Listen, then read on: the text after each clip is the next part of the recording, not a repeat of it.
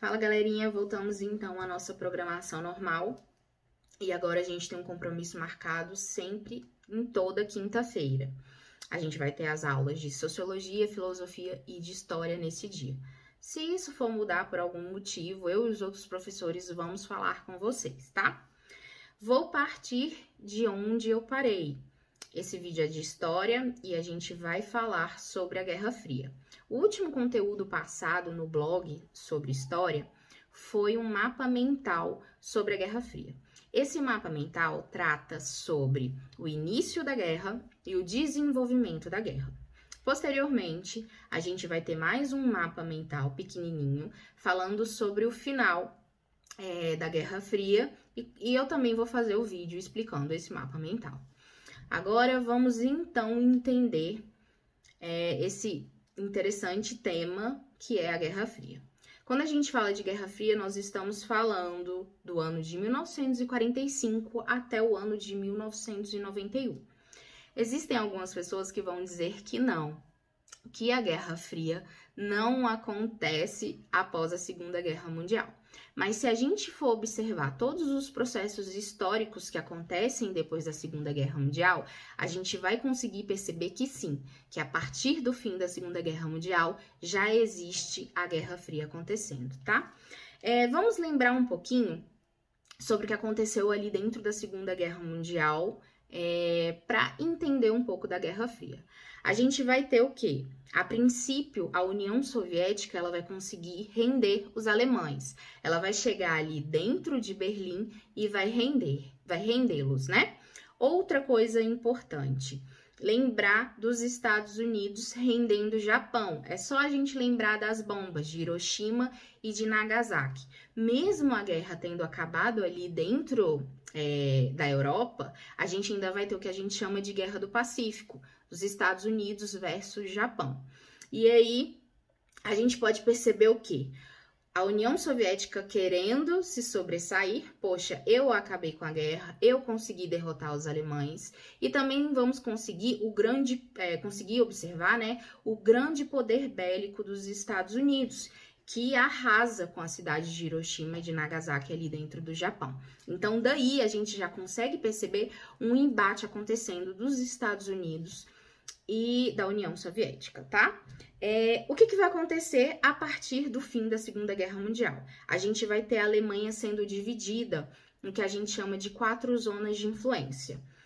Uma zona da França, uma da Inglaterra, uma dos Estados Unidos e uma da União Soviética.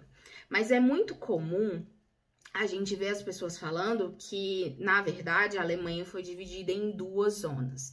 Por que isso acontece? Porque os Estados Unidos estavam mais preparados para cuidar das zonas que, no caso, eram capitalistas.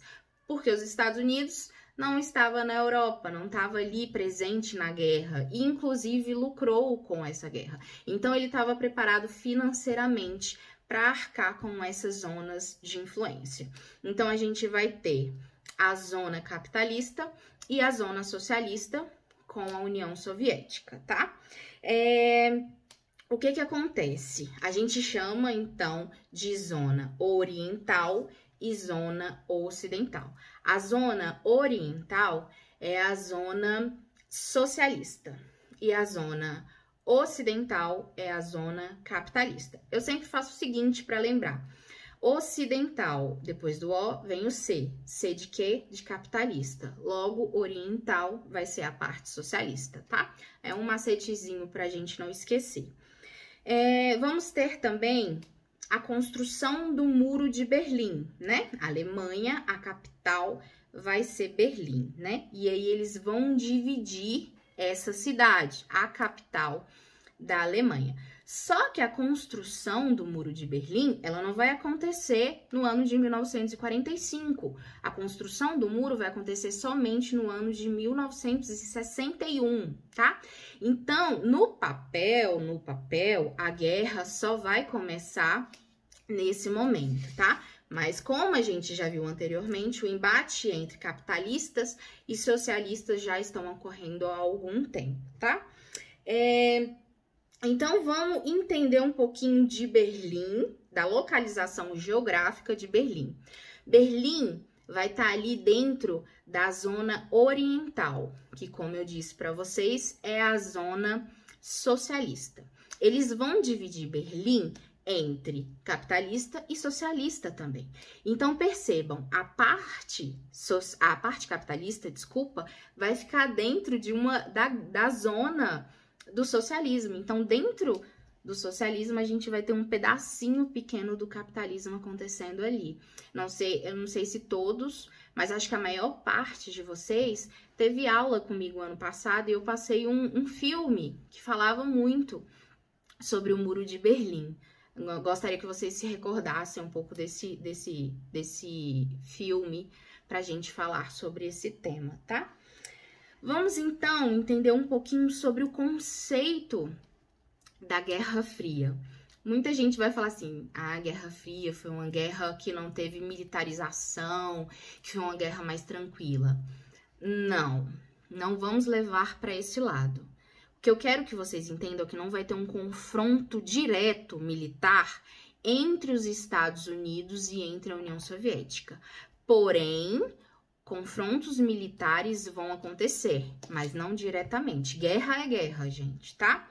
Por exemplo, a gente vai ter o que a gente chama de Guerra do Vietnã.